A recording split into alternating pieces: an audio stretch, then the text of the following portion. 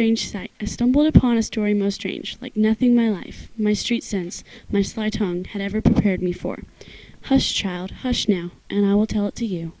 Even before the dawn, one Friday morning, I noticed a young man, handsome and strong, walking the alleys of our city. He was pulling an old cart filled with clothes both bright and new. He was calling in a clear tenor voice, "Rags!" The air was foul and the first light filthy to be crossed by such sweet music.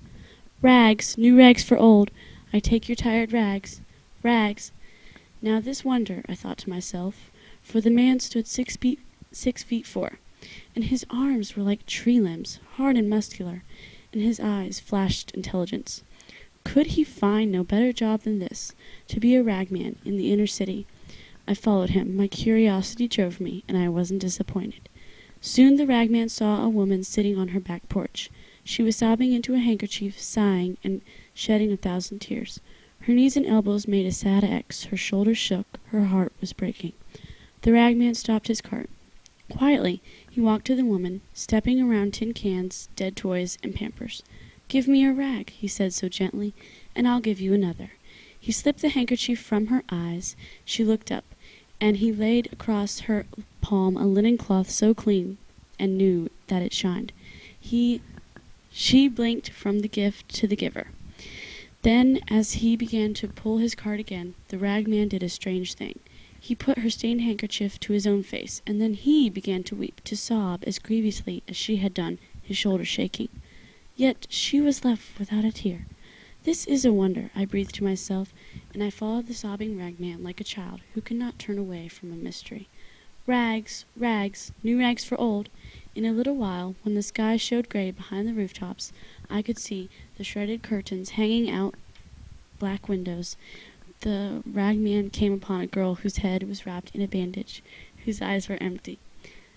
Blood soaked her bandage. A single line of blood ran down her cheek. Now the tall ragman looked upon this child with pity, and he drew a lovely yellow bonnet from his cart. "Give me a rag," he said, tracing the line on her cheek, "and I'll give you mine." The child could only gaze at him while he loosened the bandage, removed it, and tied it to his own head. The bonnet he set on hers. I gasped at what I saw, for with the bandage went the wound. Against his brow it ran darker, more substantial blood, his own. "Rags, rags, I take old rags," cried the sobbing, bleeding, strong, intelligent ragman. The sun hurt both the sky. Now, in my eyes, the ragman moved more and more to hurry. "Are you going to work?" he asked a woman who had leaned against a telephone pole. The woman shook her head. The ragman pressed her. "Do you have a job?" "Are you crazy?" sneered the other. She pulled away from the pole, revealing the right sleeve of her jacket. Flat, the cuff stuffed into the pocket. She had no arm. "So," said the ragman, "give me your jacket, and I'll give you mine." Such quiet authority in his voice. The one-armed woman took off her jacket. So did the ragman, and I trembled at what I saw. For the ragman's arm stayed in its sleeve, and when the other put it on she had 2 good arms, strong as tree limbs, but the ragman had only one. "Go to work," he said. After that he found a drunk, lying unconscious beneath an army blanket, an old man, hunched, weazened and sick. He took that blanket and wrapped it around himself, but for the drunk he left new clothes. And now I had to run to keep up with the ragman, though he was weeping uncontrollably and bleeding freely at the forehead, pulling his cart with one arm, stumbling for drunkenness, falling again and again, exhausted. Old and sick, yet he went with terrible speed. On spider's legs he skittered through the alleys of the city, this mile and the next, until he came to its limits, and then he rushed beyond. I wept to see the changes in this man. It hurt to see his sorrow, and yet I needed to see where he was going in such haste, perhaps to know what drove him so. The little old ragman. He came to a landfill. He came to the garbage pits, and then I wanted to help him for what he did, but I hung back, hiding. He climbed to a hill. With tormented labor he cleared a little space for himself on that hill. Then he sighed. He lay down. He pillowed his head on a handkerchief and jacket. He covered his bones with the army blanket. And he died. Oh, how I cried to witness that death. I slumped in a junk car and wailed and mourned as one has who has no hope, because I had come to love the ragman. Every other face had faded with the wonder of this man, and I cherished him, but he died. I sobbed myself to sleep. I did not know, how could I know, that I slept through Friday night and Saturday, and its night too. But then on Sunday morning I was wakened by a violence. Light, Pure, hard, demanding light slammed against my sour face, and I blinked. I looked and saw the last and first wonder of all. There was the ragman, folding the blanket most carefully, a scar on his forehead, but alive.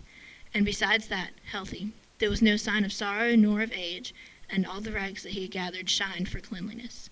Then I lowered my head, and trembling for all that I had seen, I myself walked up to the ragman. I told him my name with shame, for I was a sorry figure next to him.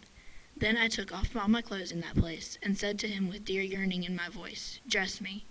He dressed me. My Lord, he put new rags on me. I am a wonder beside him. The ragman, the Christ. My life be like, ooh, yeah, ooh. My life be like, ooh, yeah, ooh.